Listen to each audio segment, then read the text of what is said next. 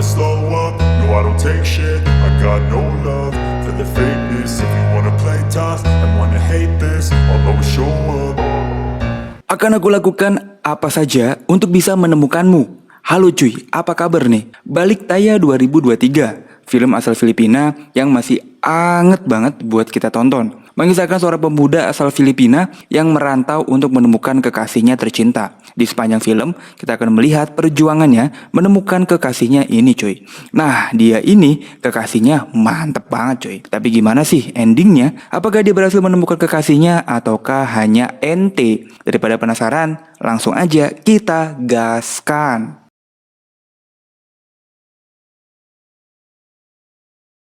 Ini dia pemeran utama di film ini bernama Pip, pria asal Filipina yang lagi merantau di Bangkok, Thailand. Pip baru pertama kali pergi ke luar negeri. Pip kesini buat mencari kerja cuy. Di perjalanan dia pun celingak-celinguk gak kenal siapa-siapa.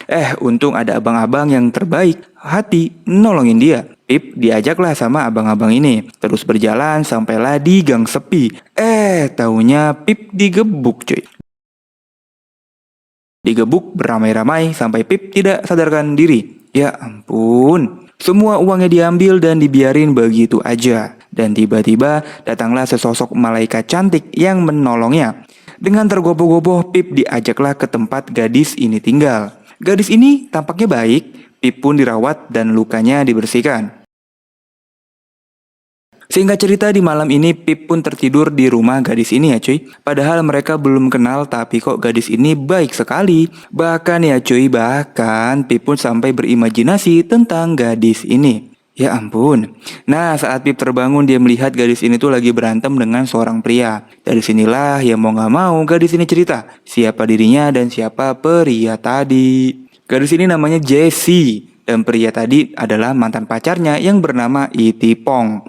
Jessie ini juga orang Filipina. Dia pergi ke Thailand ya buat kerja. Namun nasibnya tidak beruntung, dia malah bekerja di sebuah klub malam. Nah, si Itipong tadi adalah pemilik klub malamnya itu cuy. Tapi makin lama Itipong hanya memanfaatkan Jessie aja. Makanya Jessie males sama Itipong.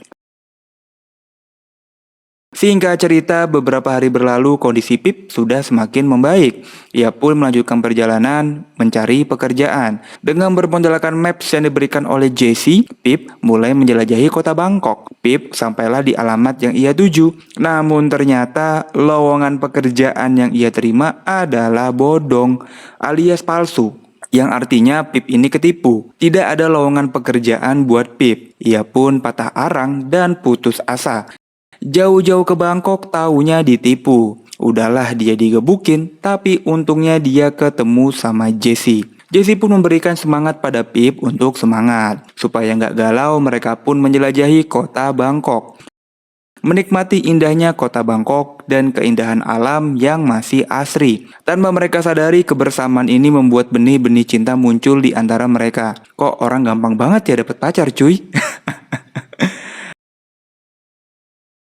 Capek seharian jalan-jalan tidak afdol rasanya kalau di malam hari mereka tidak kuda-kudaan. Lah ya udah sama-sama paham nih harus ngapain di malam harinya mereka pun kuda-kudaan. Gokil. Gokil banget ini mah cuy. Pip telah resmi jadi bocah culun paling beruntung. Di keesokan harinya Jessie membantu Pip untuk mendapatkan pekerjaan. Karena bagaimanapun support terbaik yang dibutuhkan laki-laki adalah dukungan moral. Jadi hari ini merupakan hari perpisahan bagi mereka berdua. Pertemuan singkat antara mereka berdua tidak akan dilupakan oleh Pip. Ya iyalah cuy, orang udah digenjot. Singkat cerita, pekerjaan yang diberikan oleh Jessie adalah sebagai tukang bersih-bersih tempat latihan bela diri. Walaupun pekerjaannya capek, tapi di sini Pip bisa menyambung hidup ya cuy. Dan ternyata pekerjaannya Jessie adalah sebagai streamer. Tapi ini mah bukan sembarang streamer. Ya lu paham lah ya. Pip tetap menjaga komunikasi dengan Jessie. Pip berterima kasih karena Jessie telah membantunya sampai dapat pekerjaan seperti ini. Walaupun capek, tapi ini pekerjaannya layak. Nah, seminggu kemudian Pip mengunjungi Jessie. Rasa rindu tak tertahankan mulai melanda Pip. Namun kok mukanya Jessie sedih ya cuy. Singkat cerita, Pip telah sampai di tempatnya Jessie. Dan ternyata Jessie telah diangkut oleh petugas imigrasi Thailand. Dia diangkut karena Jesse adalah imigran ilegal. Nomornya pun tidak bisa dihubungi. Akhirnya Pip malah melampiaskan kesedihannya dengan datang ke sebuah klub malam. Nah, di sana tidak sengaja ia malah bertemu dengan Itipong, mantan pacarnya Jesse. Namanya lagi galau, Pip hilang akal. Dia merasa karena Itipong lah si Jesse ditangkap petugas imigrasi. Ia pun mengikuti Itipong. Dan di saat tempat sepi, Itipong malah dihabisi cuy. Bener-bener sampai modar ini mah, gokil. Kalau udah cinta mah kadang bisa sampai hilang akal begini ya.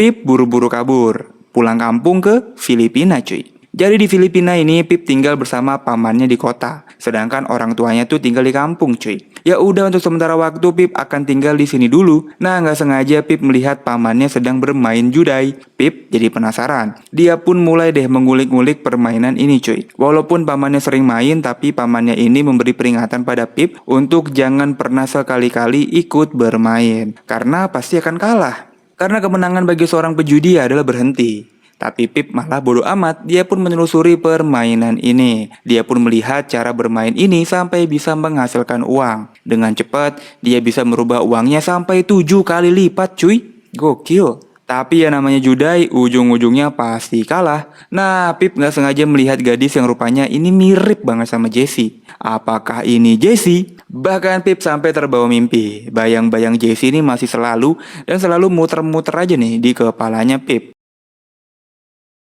Akhirnya Pip nekat datang ke kantor polisi minta bantuan untuk cari Jesse. Di sini Pip bertemu dengan polisi bernama Jeff. Pada awalnya Jeff nggak mau ngurusin masalah percintaan kayak begini. Tapi pas Pip menceritakan kalau tentang judai online, Jeff malah jadi semangat. Nah ternyata kepolisian Filipina sedang menyelidiki bisnis ini cuy. Tapi polisi ini tuh tidak punya cukup bukti. Akhirnya Pip dijadikan sebagai mata-mata polisi. Pip diberikan sebuah alamat yang katanya sih dijadikan markas mereka. Singkat cerita Pip pun datang. Pip berpura-pura melamar pekerjaan. Ia pun disambut dengan seorang gadis bernama Aiko. Dan tiba-tiba muncullah gadis idola kita semua yang kali ini bernama Kate. Tanpa babi bu, Kate langsung memalingkan dunianya Pip. Nah ternyata Kate ini mempunyai tanda lahir yang mirip banget sama Jessie. Tapi kata Pip mah ya udahlah nggak apa-apa nggak dapet Jessie. Kate juga mantap. Mereka berdua pun kenalan dan resmi jadi temen. Ya ampun, kok orang gampang banget ya dapet kenalan cewek gitu cuy. Di sisi lain, pamannya Pip sudah mulai marah-marah dan menyuruh Pip cari kerja. Udah gede, jangan males, apalagi Pip adalah seorang laki-laki. Bekerja itu adalah tugasnya. Tapi bukan cari kerja, Pip malah main ke tempatnya Kate.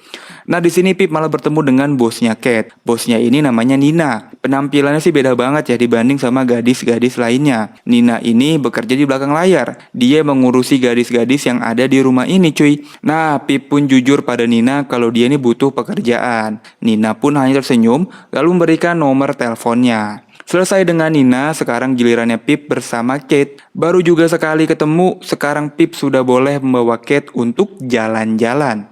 Mereka pun mampir ke sebuah restoran dan menghabiskan malam ini dengan kuda-kudaan. Aduh, kayaknya yang begini cuma di film-film doang ya. Asli Pip bener-bener bocah culun paling beruntung cuy. Singkat cerita, di pagi harinya Pip terbangun terkaget-kaget. Dia baru sadar kalau semalam ternyata dia main kuda-kudaannya tuh bertiga. Bukan cuma dengan Kate doang, tapi teman-temannya Kate juga ikutan main. Waduh, rejeki nomplok.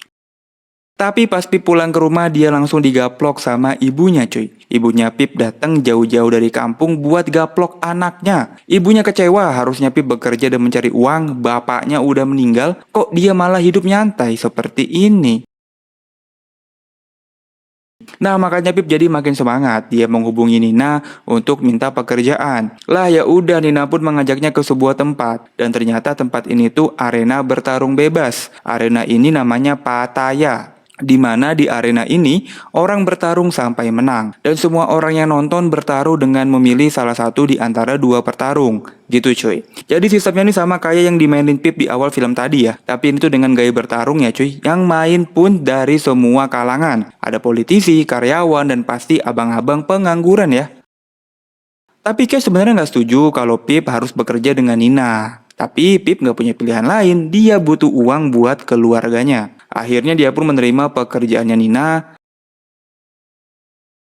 Nah, semua petarung itu diberikan tempat latihan. Dia pun diperkenalkan dengan petarung nomor 1 di arena ini, namanya Anjo.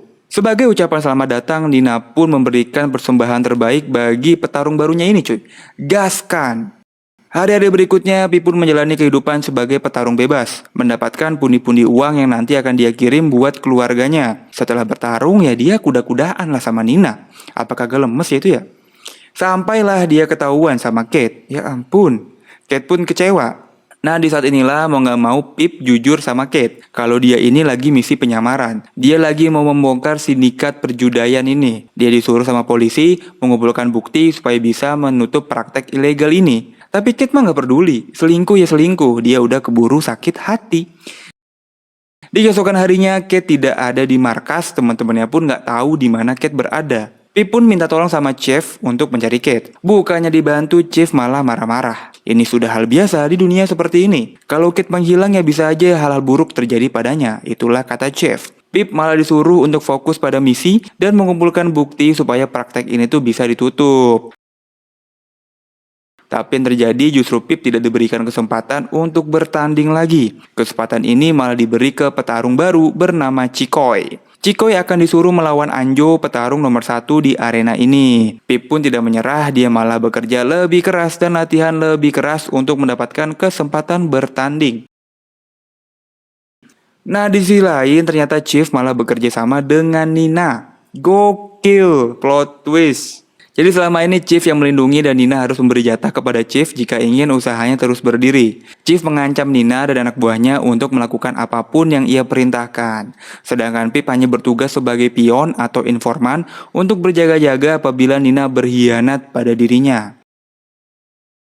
Singkat cerita, di tengah malam Pip malah menghabisi Chikoy. Namun dia tersadar Chikoy membawa HP-nya Jessie. Nah loh. Karena kondisi Chikoy yang sudah babak belur, posisinya pun diberikan kepada Pip. Namun di sini Nina memberitahu kalau Pip harus mengalah, harus kalah dengan sengaja. Karena itulah yang diinginkan oleh Chief. Tapi sampai di sini Nina belum tahu kalau Pip itu informannya Chief juga. Begitu juga dengan Pip yang belum tahu kalau Nina ini diperintah oleh Chief. Singkat cerita, hari pertarungan pun tiba. Anjo petarung terbaik melawan Pip. Pertarungan sangat sengit. Pip berkali-kali menerima pukulan, tapi Pip sangat tangguh. Ia tetap berdiri dan berdiri, walaupun dihajar berkali-kali oleh Anjo. Dan sampailah Pip mengeluarkan pisau dan merobek Anjo. Ia pun kabur dan berlari dari arena. Dan ternyata Kate sudah membocorkan rencananya Chief. Kate sudah membocorkan apa yang terjadi antara Chief dan Nina. Makanya Pip punya rencana tersendiri, cuy.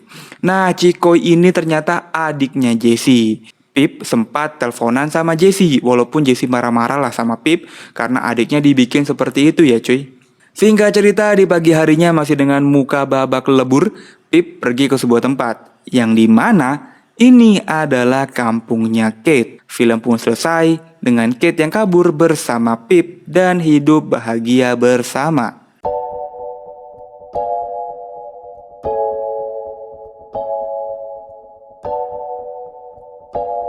Balik Taya 2023 mengisahkan perjuangan antara cinta dan bertahan hidup. Bagaimana Pip yang harus berkali-kali dihantam bisa bangkit lagi. Walaupun memang Pip ini adalah pria culun yang beruntung ya, bisa bertemu Jessie, Kate, Nina, dan juga teman-temannya yang lain.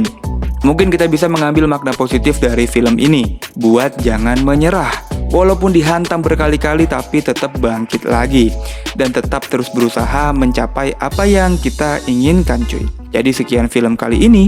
Makasih yang udah nonton. Gua cabut dan dadah.